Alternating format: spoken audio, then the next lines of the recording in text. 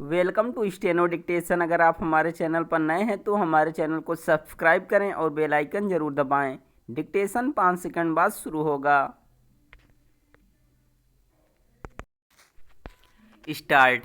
5 राज्यों के विधानसभा चुनावों के नतीजों के बाद विपक्षी गठबंधन INDIA की बैठक पर इसलिए सभी की निगाहें होंगी क्योंकि पिछले कुछ समय से इस गठजोड़ के घटक दलों के बीच सहयोग समन्वय के स्थान पर तनातनी ही अधिक देखने को मिल रही थी।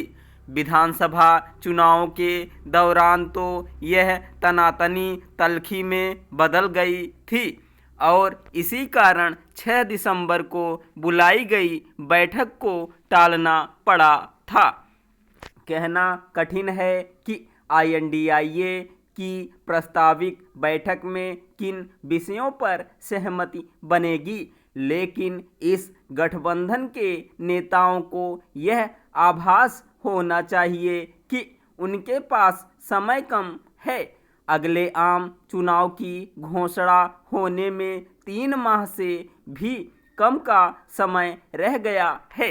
यदि INDIA के घटक दल सीटों के बंटवारे को लेकर किसी सर्वमान्य फार्मूले पर सहमत नहीं हो पाते तो उनके लिए अपनी एकजुटता बनाए रहना कठिन हो सकता है।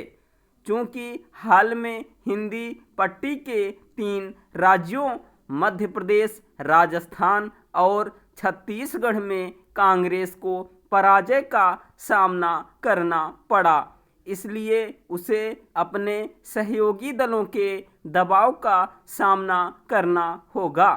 इन तीनों राज्यों के नतीजों ने कांग्रेस की सौदेबाजी की सामर्थ्य को कुंद करने का काम किया है।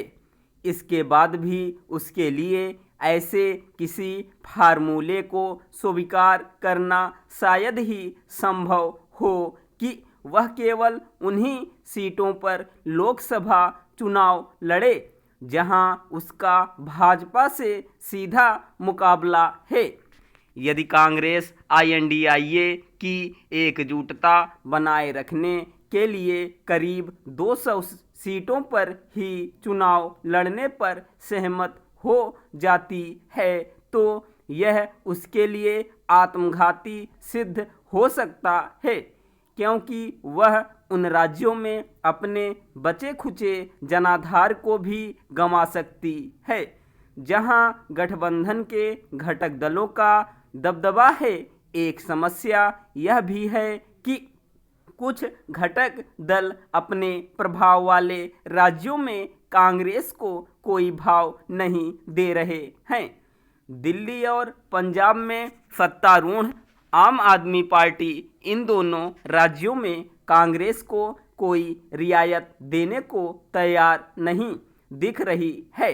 बीते दिनों ही आम आदमी पार्टी के प्रमुख अरविंद केजरीवाल ने यह कहा कि उन्हें पंजाब की सभी 13 सीटें चाहिए।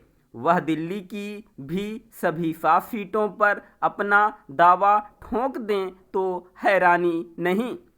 बंगाल की मुख्यमंत्री ममता बनर्जी भी यह कह चुकी हैं कि उनके राज्य में कांग्रेस के लिए बस 2 ही सीटें हैं। जहां ममता बनर्जी को बंगाल में कांग्रेस और वाम दलों का गठजोड़ स्वीकार्य नहीं, वहीं केरल में वाम मोर्चा की सरकार का नेतृत्व कर रहे मुख्यमंत्री पिनराई विजयन ने राहुल गांधी को वायनाड से चुनाव न लड़ने की सलाह देने के साथ ही यह भी कह दिया कि वह वहां अपना प्रत्याशी खड़ा करेंगे।